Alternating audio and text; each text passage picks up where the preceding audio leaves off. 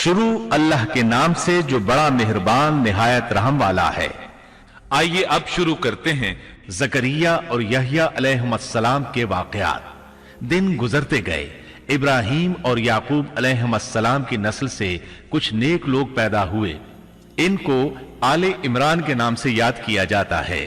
اللہ تعالیٰ سورہ آل عمران آیت 33 اور 34 میں فرماتے ہیں، اللہ نے آدم اور نوح اور خاندان ابراہیم اور خاندان عمران کو تمام جہان کے لوگوں میں سے منتخب فرمایا تھا۔ ان میں سے بعض کی اولاد تھے، اور اللہ سننے والا ہے، جاننے والا ہے۔ بے شک اللہ تعالیٰ نے تمام جہان کے لوگوں میں سے آدم کو اور نوح کو اور ابراہیم کے خاندان اور عمران کے خاندان کو چن لیا کہ یہ سب آپس میں ایک دوسرے کی نسل سے ہیں، اور اللہ تعالیٰ سنتا جانتا ہے۔ جس عمران کا ذکر قرآن مجید نے کیا ہے یہ داؤد علیہ السلام کی اولاد سے ہیں۔ زکریہ علیہ السلام کی بیوی یحییٰ علیہ السلام کی والدہ عیشا اور مریم علیہ السلام کی والدہ حنا دونوں حقیقی بہنیں تھیں، اور زکریہ علیہ السلام رشتے میں مریم علیہ السلام کے خالو تھے۔ اس طرح یحییٰ علیہ السلام اور مریم علیہ السلام آپس میں خالہ زاد ہیں۔ اللہ تعالیٰ نے اس دور کے کئی واقعات کی طرف اشارہ کیا ہے۔ سب سے پہلا تذکرہ مریم علیہ السلام کی پیدائش کا ہوا ہے۔ یہ واقعہ دمشق میں ہوا۔ زکریہ بن دان سلیمان علیہ السلام کی اولاد میں سے تھے۔ دمشق میں زندگی گزار رہے تھے۔ عمر 100 سال سے زیادہ ہو چکی تھی۔ اس قصے کی ابتدا قرآن مجید نے عمران کی بیوی سے کی ہے۔ وہ مریم علیہ السلام کی ماں اور عیسیٰ ابن مریم کی نانی ہیں۔ بخاری، مسلم، ترمذی اور نسائی کی حدیث ہے، نبی کریم صلی اللہ علیہ وسلم نے فرمایا، اپنے زمانے میں مریم علیہ السلام سب سے افضل عورت تھیں، اور اس امت میں خدیجہ رضی اللہ عنہا سب سے افضل عورت ہیں۔ بہت سی احادیث میں 4 عورتوں کی فضیلت آئی ہے۔ نبی صلی اللہ علیہ وسلم نے فرمایا، سارے جہان کی عورتوں میں سے 4 عورتیں افضل ہیں: مریم بنت عمران، فرعون کی بیوی آسیہ، خدیجہ بنت خویلد اور فاطمہ بنت محمد رضی اللہ عنہن۔ بس ثابت ہوا کہ مریم علیہ السلام کو اللہ تعالیٰ نے بہت فضیلت عطا فرمائی تھی۔ زکریہ علیہ السلام نے ان کی فضیلت دیکھی تو ان کے دل میں بھی اولاد کی خواہش پیدا ہوئی۔ وہ اس وقت تک بے اولاد تھے۔ عمر 100 سال سے زائد تھی۔ بیوی 90 سال کی تھی۔ اولاد کی شدید تمنا کے باعث انہوں نے اللہ سے دعا مانگی۔ سورہ مریم آیات 1 تا 6 میں ہے، یہ ہے تیرے پروردگار کی اس مہربانی کا ذکر جو اس نے اپنے بندے زکریہ پر کی تھی، جبکہ اس نے اپنے رب سے چپ کے دعا کی تھی کہ اے میرے پروردگار، میری ہڈیاں کمزور ہو گئی ہیں، سر بڑھاپے کی وجہ سے بھڑک اٹھا ہے، لیکن میں کبھی بھی تجھ سے دعا کر کے محروم نہیں رہا۔ مجھے اپنے مرنے کے بعد اپنے قرابت والوں کا ڈر ہے، میری بیوی بھی بانجھ ہے، پس تو مجھے اپنے پاس سے وارث عطا فرما جو میرا بھی وارث ہو اور یعقوب کے خاندان کا بھی جانشین ہو، اور میرے رب تو اسے مقبول بندہ بنا لے۔ زکریہ علیہ السلام اپنے دور میں اکیلے ہی نبی تھے۔ ان کے ورثاء اور رشتہ داروں میں کوئی قابل آدمی نہیں تھا، اس لیے انہوں نے یہ دعا کی۔ سورۃ الانبیاء آیت 90 میں اللہ تعالیٰ فرماتے ہیں، تو ہم نے اس کی دعا قبول فرما کر اسے یحییٰ عطا فرمایا، اور ان کی بیوی کو ان کے لیے درست کر دیا۔ مطلب یہ کہ ان کا بانجھ پن دور کر دیا۔ پھر اللہ نے انہیں خوشخبری سنائی، اے زکریا، ہم تجھے ایک بچے کی خوشخبری دیتے ہیں جس کا نام یحییٰ ہے۔ ہم نے اس سے پہلے اس کا ہم نام کسی کو نہیں کیا۔ زکریہ علیہ السلام یہ سن کر خوش بھی ہوئے اور حیران بھی، کہنے لگے، اے میرے پروردگار، میرے ہاں لڑکا کیسے ہوگا؟ میری بیوی بانجھ اور میں خود بڑھاپے کی انتہا کو پہنچ چکا ہوں۔ اللہ نے جواب میں فرمایا، ارشاد ہوا کہ وعدہ اسی طرح ہو چکا، تیرے رب نے فرما دیا ہے کہ مجھ پر یہ بالکل آسان ہے، اور میں اس سے پہلے تجھے بھی پیدا کر چکا ہوں، حالانکہ تو کچھ بھی نہ تھا۔ اس پر زکریہ علیہ السلام نے عرض کی، کہنے لگے، میرے پروردگار، میرے لیے کوئی علامت مقرر فرما دے۔ یعنی زکریہ علیہ السلام نے عرض کی، میرے رب، کوئی نشانی مقرر فرما دیجئے کہ میرے ہاں بچہ پیدا ہونے والا ہے۔ جس سے میں سمجھ جاؤں کہ یہ بچہ بنی اسرائیل پر ظاہر ہوگا، تاکہ بنی اسرائیل کو بھی اس کی فضیلت اور اہمیت کا علم ہو جائے۔ تب اللہ تعالیٰ نے فرمایا کہ تیرے لیے علامت یہ ہے کہ تو بھلا چنگا ہونے کے باوجود 3 راتوں تک کسی شخص سے بول نہیں سکے گا۔ چنانچہ جب وہ وقت آیا اور وہ کسی سے بات کرنا چاہتے تو کر نہیں سکتے تھے، البتہ اپنے ذکر میں صبح شام مصروف رہتے، اور یہ نشانی تھی اس بات کی کہ ان کے ہاں بچہ پیدا ہونے والا ہے۔ اللہ تعالیٰ سورہ مریم آیت 11 میں فرماتے ہیں، اب زکریا اپنے حجرے سے نکل کر اپنی قوم کے پاس آ کر انہیں اشارہ کرتے ہیں کہ تم صبح و شام اللہ کی تسبیح بیان کرو۔ اللہ تعالیٰ سورہ آل عمران آیت 39 میں فرماتے ہیں، چنانچہ وہ ابھی عبادت گاہ میں کھڑے نماز ہی پڑھ رہے تھے کہ فرشتوں نے آواز دی کہ زکریا، اللہ تمہیں یحییٰ کی بشارت دیتا ہے، جو کلمت اللہ یعنی عیسیٰ کی تصدیق کریں گے اور سردار ہوں گے اور عورتوں سے رغبت نہ رکھنے والے اور ایک پیغمبر یعنی نیکوکاروں میں ہوں گے۔ بس فرشتوں نے اسے آواز دی جبکہ وہ حجرے میں کھڑے نماز پڑھ رہے تھے کہ اللہ تعالیٰ تجھے یحییٰ کی یقینی خوشخبری دیتا ہے، جو اللہ تعالیٰ کے کلمے کی تصدیق کرنے والا سردار، ضابط نفس اور نبی ہے نیک لوگوں میں سے۔ انسان کتنے ہی بلند و بالا مقام پر پہنچ جائے اور اللہ تعالیٰ کے ساتھ اسے زیادہ سے زیادہ قرب حاصل ہو جائے، تب بھی وہ اللہ کا بندہ ہی رہتا ہے، اور کسی بھی بلندی پر پہنچ کر وہ اللہ یا اللہ کا بیٹا نہیں ہو سکتا، اللہ کا شریک نہیں ہو سکتا۔ اللہ جل شانہ کی ذات پاک وحدہ لا شریک ہے اور باپ بیٹے کی نسبتوں سے پاک ہے، لہذا انسان کی سب سے بڑی گمراہی یہ ہے کہ وہ جب کسی برگزیدہ انسان سے ایسے امور صادر ہوتے دیکھتا ہے جو عقل میں نہیں آتے تو رعب یا عقیدت کی بنا پر پکار اٹھتا ہے کہ یہ ہستی تو خود اللہ ہے جو انسانی شکل میں آئی ہے، یا اس کا بیٹا ہے، یا اللہ تعالیٰ کی شریک ہے۔ وہ یہ نہیں سوچتا کہ بلا شبہ ان واقعات کا جاری ہونا اللہ کی طاقت کے ذریعے ہے، جو بطور نشان اس برگزیدہ انسان کے ہاتھوں جاری ہوئے۔ اس کے باوجود یہ نہ اللہ ہے نہ اللہ کا بیٹا، بلکہ اس کا ایک پسندیدہ بندہ ہے، اور یہ امور اللہ تعالیٰ کے خاص قوانین کے تحت صرف اس کی تائید اور اس کی صداقت کے لیے ظاہر ہوتے ہیں، ورنہ وہ بھی اللہ تعالیٰ کے آگے اسی طرح مجبور ہے جس طرح دوسری مخلوق۔ انہیں خوشخبری سنائی گئی کہ بہت جلد یحییٰ نامی لڑکا پیدا ہوگا، وہ عیسیٰ علیہ السلام کی تصدیق کرے گا۔ یہاں کلمت اللہ سے مراد عیسیٰ علیہ السلام ہیں۔ اس طرح زکریہ علیہ السلام کے ہاں چاند جیسا بیٹا پیدا ہو گیا۔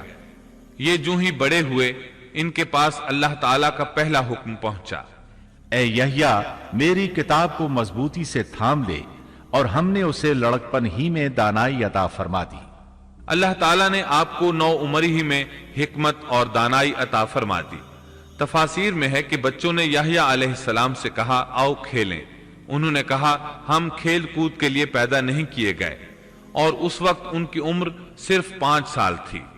اللہ تعالیٰ سورہ مریم آیت 13 تا 15 میں ان کے اوصاف بیان فرماتے ہیں، اور ہم نے انہیں اپنے پاس سے شفقت اور پاکیزگی بھی عطا فرمائی، اور وہ پرہیزگار شخص تھا اور اپنے ماں باپ سے نیک سلوک کرنے والا تھا، وہ سرکش اور گناہگار نہ تھا۔ اس پر سلام ہے جس دن وہ پیدا ہوا اور جس دن وہ فوت ہوا اور جس دن وہ زندہ کر کے اٹھایا جائے گا۔ مورخین لکھتے ہیں کہ یحییٰ علیہ السلام کی پیدائش کے صرف 6 ماہ بعد عیسیٰ ابن مریم علیہ السلام پیدا ہوئے، یعنی زکریہ علیہ السلام کی دعا کے 6 ماہ بعد مریم علیہ السلام کی طرف بھی اللہ تعالیٰ نے وحی بھیجی تاکہ اللہ تعالیٰ انہیں عیسیٰ علیہ السلام جیسا لخت جگر عطا کریں۔ گویا یحییٰ علیہ السلام عیسیٰ علیہ السلام سے 6 ماہ بڑے تھے۔ یحییٰ علیہ السلام بڑے ہوئے تو اپنے والد زکریہ علیہ السلام کے ساتھ بنی اسرائیل کو اللہ کی طرف دعوت دینے لگے۔ اس وقت ایک ظالم شخص ان پر حکمران تھا۔ اس نے اپنے بھائی کی بیٹی سے شادی کرنے کا ارادہ کیا، اگرچہ ان کے دین میں یہ حرام تھا۔ اس نے یحییٰ علیہ السلام سے اس شادی کی اجازت طلب کی، اس لیے کہ ان کی نبوت کا اس وقت تک چرچا ہو چکا تھا اور وہ ان کے درمیان شریعت کے مطابق فیصلے کیا کرتے تھے۔ فتویٰ لینے کے لیے وہ تحفے تحائف کے ساتھ آپ کی خدمت میں آیا۔ یحییٰ علیہ السلام نے لوگوں کو جمع کیا اور خطبہ دیا کہ لڑکی کی اپنے چچا سے شادی حرام ہے۔ بادشاہ اور وہ لڑکی یہ فیصلہ سن کر غضبناک ہو گئے۔ لڑکی نے بادشاہ سے کہا، تم یحییٰ کو قتل کرا دو، تب ہماری شادی ممکن ہے۔ بادشاہ نے ان کی طرف اپنے سپاہی روانہ کر دیے۔ اس وقت یحییٰ علیہ السلام محراب میں نماز ادا کر رہے تھے۔ سپاہیوں نے انہیں قتل کر دیا۔ اس طرح بادشاہ نے اپنی بھتیجی سے شادی کر لی۔ اس کے بعد انہوں نے آپ کے والد زکریا علیہ السلام کو بھی قتل کر دیا۔ اس طرح اس دور کے 2 نبی قتل کر دیے گئے۔ عیسیٰ علیہ السلام باقی رہ گئے۔ آپ یحییٰ علیہ السلام کی زندگی ہی میں نبی قرار پا چکے تھے۔ اس وقت آپ کی عمر 30 سال سے کچھ اوپر تھی۔ امام بخاری رحمت اللہ علیہ نے صحیح بخاری میں حدیث اسراء کے تحت سیدنا یحییٰ علیہ السلام کے ذکر میں یہ روایت لکھی ہے کہ نبی کریم صلی اللہ علیہ وسلم نے فرمایا، جب میں دوسرے آسمان پر پہنچا تو دیکھا کہ یحییٰ اور عیسیٰ علیہم السلام موجود ہیں اور یہ دونوں خالازاد بھائی ہیں۔ جبریل علیہ السلام نے کہا، یہ یحییٰ اور عیسیٰ علیہم السلام ہیں، انہیں سلام کیجیے۔ میں نے انہیں سلام کیا، دونوں نے سلام کا جواب دیا۔ پھر دونوں نے کہا، آپ کا آنا مبارک ہو اے ہمارے نیک بھائی اور نیک نبی۔ سیدنا زکریا علیہ السلام کے تذکرے میں یہ آ چکا ہے کہ یحییٰ علیہ السلام کی والدہ اور مریم علیہ السلام کی والدہ حقیقی بہنیں تھیں۔ اس لیے حدیث معراج میں نبی کریم صلی اللہ علیہ وسلم کا یہ فرمانا کہ سیدنا یحییٰ اور سیدنا عیسیٰ علیہ السلام خالازاد بھائی ہیں، اسی رشتے کی طرف اشارہ ہے۔ دنیا میں اس سے زیادہ شقی اور بدبخت کوئی اور نہیں ہو سکتا جو ایسی مقدس ہستی کو قتل کر دے جو نہ کسی کو ستاتی ہو اور نہ کسی کے مال و دولت پر نظر رکھتی ہو، بلکہ اس کے برعکس بغیر کسی طمع اور اجرت کے اس کی زندگی قوم کی اصلاح اور خیرخواہی کے لیے وقف ہو چکی ہو۔ چنانچہ نبی کریم صلی اللہ علیہ وسلم نے اسی بنا پر سیدنا ابو عبیدہ رضی اللہ عنہ کے اس سوال پر کہ قیامت میں سب سے زیادہ عذاب کا مستحق کون ہوگا یہ فرمایا تھا، وہ شخص جو کسی نبی کو یا ایسے شخص کو قتل کرے جو بھلائی کا حکم کرتا ہو اور برائی سے باز رکھتا ہو۔ اقوام عالم میں صرف یہودی ہی ایک ایسی قوم ہے جس نے ایسے پاکیزہ نفوس کو بے تحاشا قتل کیا۔ اللہ رب العزت سورہ بقرہ آیت 61 میں فرماتا ہے، اور وہ نبیوں کو ناحق قتل کرتے تھے۔ انسان کو اللہ کے فضل و کرم سے کسی بھی وقت اور کسی بھی حالت میں نا امید نہیں ہونا چاہیے، مایوسی کو پاس نہیں آنے دینا چاہیے۔ کبھی ایسا بھی ہوتا ہے کہ انسان پورے خلوص اور پوری دل جمعی کے ساتھ دعائیں کرتا ہے اور مسلسل کرتا رہتا ہے، لیکن اس کے باوجود بھی مقصد حاصل نہیں ہوتا۔ لیکن اس کا یہ مطلب ہرگز نہیں کہ اللہ دعائیں سن نہیں رہا یا قبول نہیں کر رہا۔ اس قسم کی مایوسی اور خیالات کو کفر قرار دیا گیا ہے۔ اللہ تعالیٰ نے گزشتہ قوموں کے سنگین حالات بیان کیے ہیں۔ ان قوموں کی جان و مال میں ایسے حادثات اور پے در پے ایسی مصیبتیں پیش آئیں کہ اہل ایمان اور ان کے نبی پکار اٹھے، اللہ کی مدد کب آئے گی؟ ایسی سخت گھڑیاں خوشیوں کا پیش خیمہ ہوا کرتی ہیں اور مصیبتوں کا دور ختم ہو جاتا ہے۔ جو لوگ اللہ کی قضاء و قدر پر بھروسہ رکھتے ہیں وہ ایسے لمحات میں مصیبتوں کی دلدل سے نکل جاتے ہیں اور انہیں اللہ تعالیٰ کی طرف سے ایک نئی زندگی عطا کی جاتی ہے۔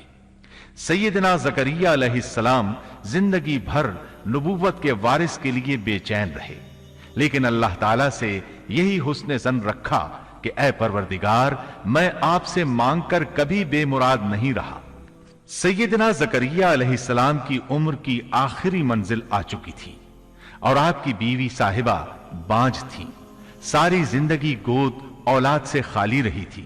لیکن مریم علیہ السلام کے حجرے میں کرامت کا ظہور دیکھ کر آپ کا ذہن اچانک اس طرف منتقل ہوا کہ جو اللہ تعالیٰ اس بات پر قادر ہے کہ ظاہری اسباب کے بغیر ہر روز تر و تازہ پھل حجرے میں پہنچا سکتا ہے، وہ یقیناً اس پر بھی قادر ہے کہ میری اس آخری عمر میں مجھے اولاد کی نعمت عطا کر دے۔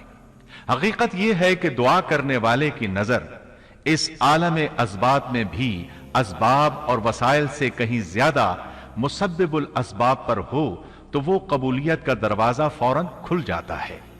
سیدنا زکریا علیہ السلام کو دوسرے ہی لمحے ایک عظیم فرزند کی بشارت دے دی گئی۔ اولاد کی خواہش ایک فطری خواہش ہے، اور یہ خواہش قناعت اور زہد کے خلاف بھی قطعاً نہیں۔ قرآن کریم نے انبیاء کی زبان سے اس قسم کی دعائیں اور پکار ذکر کر کے یہ حقیقت واضح کر دی کہ انبیاء اور رسل جو زہد اور قناعت کے مینار ہوتے ہیں اس دواجی زندگی سے بری نہیں ہیں۔ اسلام میں اولاد کی خواہش کو فطری خواہش قرار دیا گیا ہے، تاہم یہ نکتہ بھی ذہن میں رہنا چاہیے کہ سیدنا زکریا علیہ السلام صرف اولاد ہی نہیں چاہتے تھے، صالح اولاد چاہتے تھے تاکہ وہ ان کے بعد دعوت کا کام جاری رکھے۔ اس لیے آپ نے اپنی دعاؤں کو پاکیزہ اور نیک اولاد کے الفاظ کے ساتھ خاص کیا۔ سورہ آل عمران آیت 38 میں ہے، اسی جگہ زکریا علیہ السلام نے اپنے پروردگار سے دعا کی، کہا کہ اے میرے پروردگار مجھے اپنے پاس سے پاکیزہ اولاد عطا فرما، بے شک تو دعا کا سننے والا ہے۔